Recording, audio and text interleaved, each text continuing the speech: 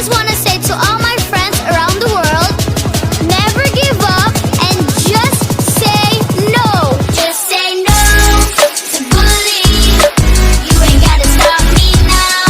Just say no to bullying. You ain't gotta stop me now.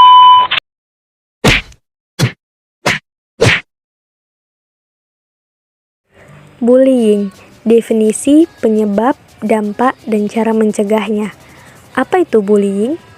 Bullying adalah perilaku disengaja dan agresif yang terjadi berulang terhadap korban. Ada pula yang mendefinisikan sebagai perilaku yang ditujukan untuk menyakiti seseorang, baik secara fisik maupun mental. Lalu, apa penyebab bullying? Berdasarkan sebuah riset, pelaku perundungan biasanya memiliki masalah keluarga, stres, atau trauma. Ada pula yang pernah menjadi korban. Mereka yang pernah diintimidasi lebih berpeluang menjadi pelaku bullying ketimbang orang yang tidak pernah diintimidasi. Kemudian, apa saja jenis bullying? Yang pertama, ada jenis verbal, yaitu mengatakan atau menulis sesuatu yang tidak berkenan di hati korban. Misalnya, mengancam, menggoda, mengganti nama panggilan, berkomentar jelek, mengejek, dan lain-lain. Yang kedua, yaitu sosial, mempermalukan seseorang di depan umum, mengucilkan, sampai menyebarkan gosip tentang seseorang. Yang ketiga, yaitu fisik, memalak, melukai tubuh orang lain, memukul, menendang, menyubit, meludahi, mendorong, sampai dengan sengaja mengambil barang orang lain. Apa dampak bullying terhadap korbannya? Yang pertama, rendahnya rasa percaya diri. Yang kedua, munculnya perasaan marah, sedih, tidak berdaya, frustasi, kesepian, dan terisolasi dari lingkungannya. Yang ketiga, perundungan bisa menyebabkan depresi, bahkan bisa berpikir untuk bunuh diri. Yang keempat, perundungan cenderung sulit percaya pada orang lain. Bagaimana mencegah bullying? Ada sejumlah cara yang bisa dilakukan orang tua terhadap anaknya, yaitu yang pertama, membangun konsep diri yang baik. Kedua, dukung minat dan bakat anak.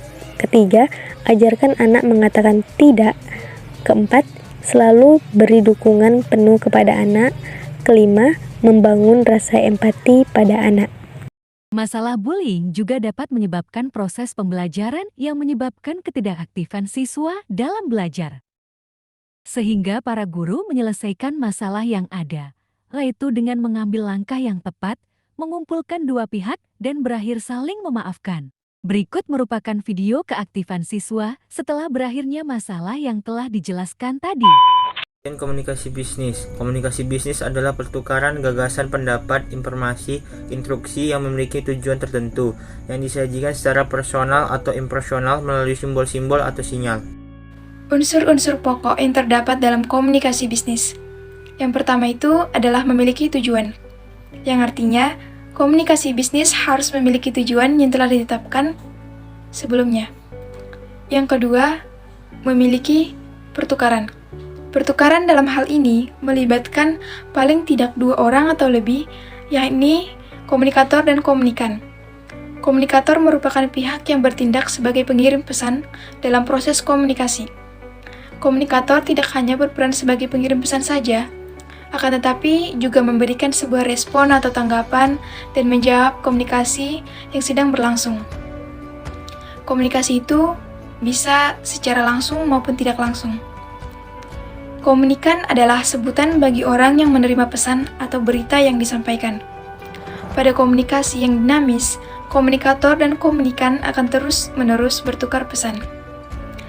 Yang ketiga, gagasan, opini, informasi, dan instruksi. Ini merupakan isi dari pesan yang bentuknya beragam, tergantung pada situasi, tujuan, dan kondisi. Yang keempat, memiliki saluran personal atau impersonal yang mungkin bersifat tatap muka. Yang kelima, menggunakan simbol atau sinyal yang dapat merupakan alat atau metode yang dimengerti atau dipahami oleh penerima untuk menyampaikan pesan. Untuk mengembangkan kemampuan berkomunikasi yang efektif, baik secara personal maupun profesional, ada baiknya kita mengetahui 4 kemampuan dasar dalam berkomunikasi yang baik. Yang pertama yaitu menulis, yang kedua membaca, yang ketiga berbicara, dan yang keempat mendengar. Mendengarkan dan berbicara merupakan aspek keterampilan berbahasa ragam lisan, sedangkan membaca dan menulis merupakan keterampilan berbahasa ragam tulis. Faktor hambatan yang biasanya terjadi dalam proses komunikasi dapat dibagi dalam 3 jenis, yaitu yang pertama hambatan teknis. Hambatan ini timbul karena lingkungan yang memberikan dampak pencegahan terhadap pencegahan pengiriman dan penerimaan pesan. Selain itu, kendala teknis dapat menjadi penyebab munculnya hambatan komunikasi bisnis.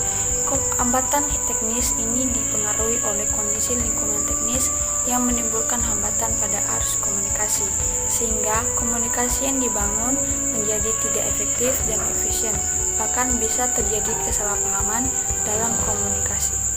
2. Yaitu hambatan semantik. Gangguan semantik terjadi pada proses penyampaian pengertian atau ide secara efektif, dan hambatan ini terkait dengan penggunaan bahasa dan pemahaman dari penerima informasi yang berbeda dengan maksud dari pengirim informasi. Yang terakhir, hambatan manusiawi. Hambatan ini muncul dari masalah-masalah pribadi yang dihadapi oleh orang-orang yang terlibat dalam komunikasi, baik komunikator maupun komunikan. Tujuan komunikasi bisnis. Yang pertama, mendapatkan pemahaman penuh tentang makna pesan yang diberikan kepada pihak lain, baik di dalam organisasi maupun di luar organisasi perusahaan. Yang kedua, mendapat tanggapan, tindakan, atau persetujuan dari si penerima pesan seperti yang diharapkan si pemberi pesan. Yang ketiga, penemuan diri atau personal discovery. Nah, penemuan diri itu kita belajar mengenal diri sendiri dan juga mengenal orang lain. Persepsi diri kita itu dihasilkan dari apa yang telah kita pelajari mengenai diri kita sendiri melalui komunikasi, khususnya secara langsung maupun tidak langsung. Komunikasi bisnis. Di dalam sebuah bisnis diperlukan suatu bentuk komunikasi yang baik antara divisi. Tujuan komunikasi bisnis pada prinsipnya adalah agar tidak terjadi kesalahpahaman antar personal sehingga bisa memicu kesalahan dan menjadi masalah. Fungsi komunikasi bisnis. Yang pertama itu ada fungsi interaktif. Fungsi ini itu sendiri memiliki makna bahwa setiap aktivitas yang kita lakukan itu memberi pesan tentang bisnis yang kita sedang jalankan. Nah, yang kedua itu ada fungsi persuasif.